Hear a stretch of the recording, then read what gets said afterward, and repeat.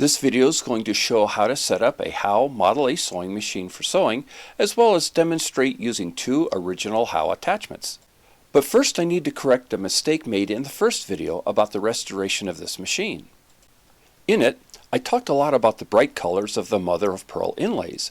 My mistake was that in setting the camera's exposure for the overall machine, the much brighter inlays ended up being overexposed to the point where their colors looked washed out.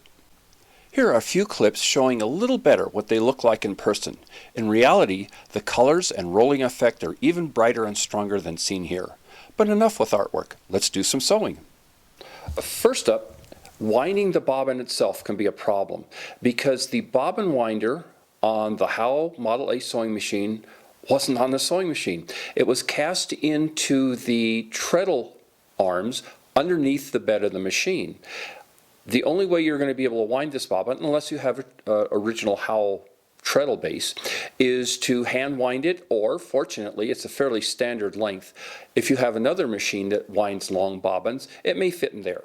Once you get that done, it's set into the shuttle by lifting that arm and then placing the bobbin into it so that the thread is coming off this way from underneath the bobbin. Pass the thread out through the bottom slot and back in through the top slot. Tweezers will help with this. Once you've got that, then again using your tweezers, feed the thread through the top tiny hole in the hold down arm and then back through the bottom hole here, and then drop that arm down to lock the bobbin in place. One trick here is that you want to make sure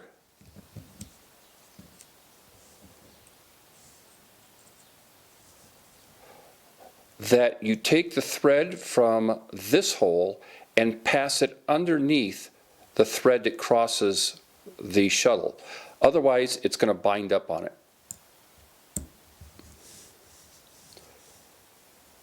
And pull your thread out this way. The tension unit consists of two paper-thin sheets of metal adjusted in tension by this screw, which, by the way, is a left-handed screw. You tighten it by turning it counterclockwise. This is the opposite of almost every screw in the world. Don't ask me why they did that. The problem is these two plates are so thin, it's much easier to get the thread underneath them. The thread has to go around between those two and come out this way. It's easier to get the thread underneath them, and then it binds up on the screw and the spring that's underneath it. But there's a little trick for making this a little easier. Part of the problem is that you can't see the two sheets of metal, the edges, when you feed the thread through this side. So you can't tell if you're above or below.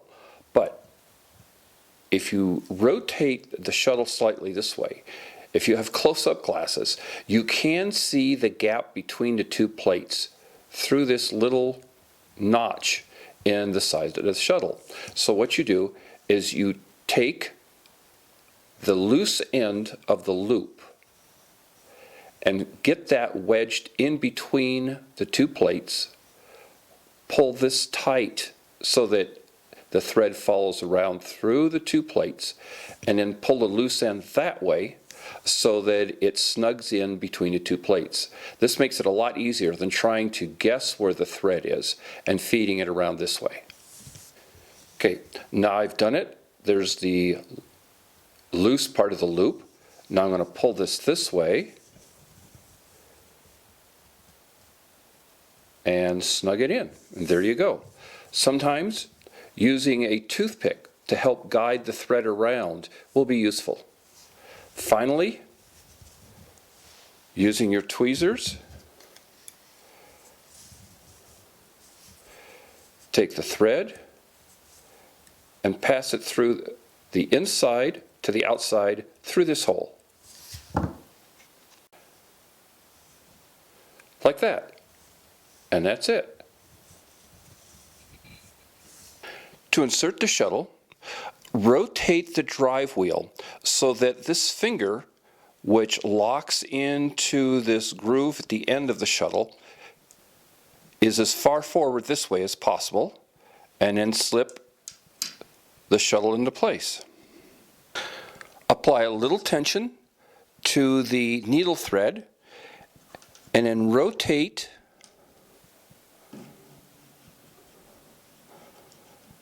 the drive wheel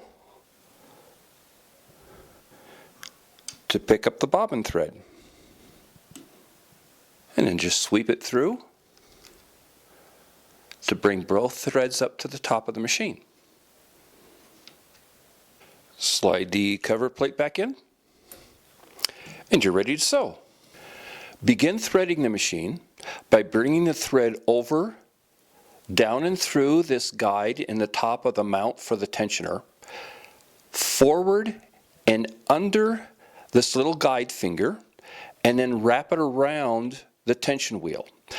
If your tension wheel is showing some age, just wrapping it around once will be enough. But if it's been restored and it's polished nice and smooth, you need to do what the manual says, which is to wrap it around twice to get enough friction so that the tension wheel controls the tension on the thread instead of the thread just sliding over the wheel and not turning it.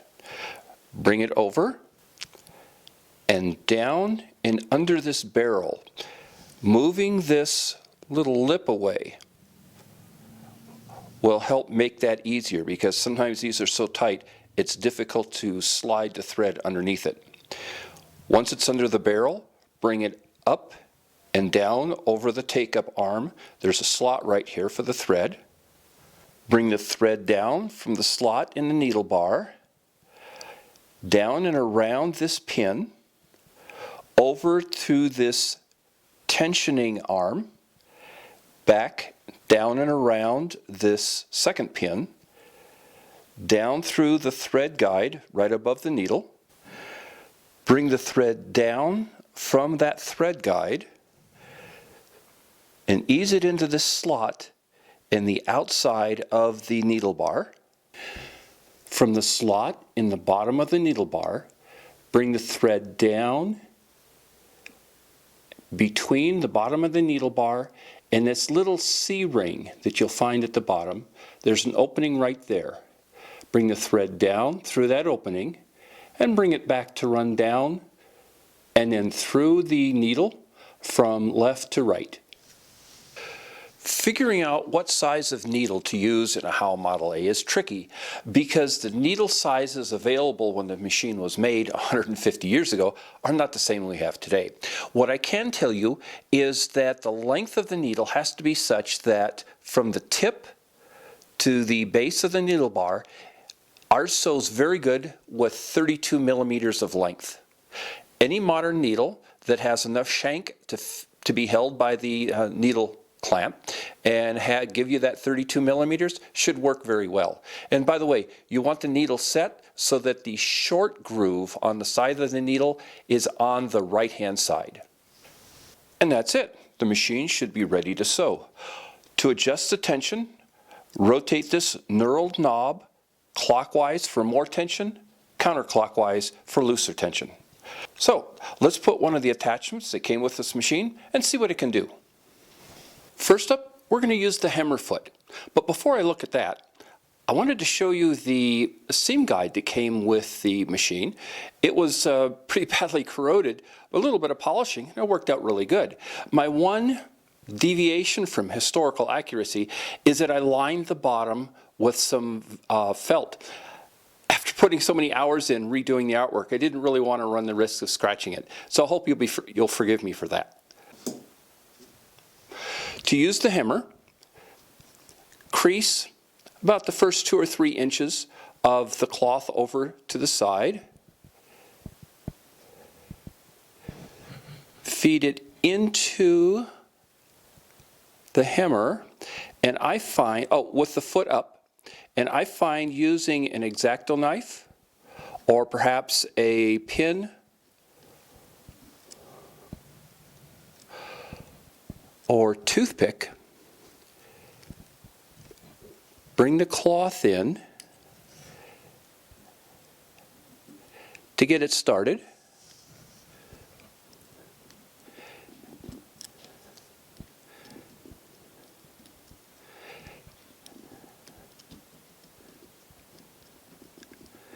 That should be enough.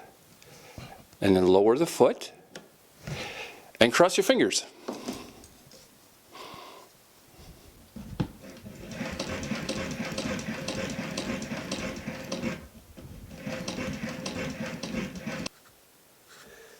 And there you have it. It's a very small hem, but I guess it does the job. Let's look at another attachment. If you have a Howe, you may have noticed that there's a hole here and a set screw. If you wonder what those are for, it's to hold a spool of braid for the braider foot.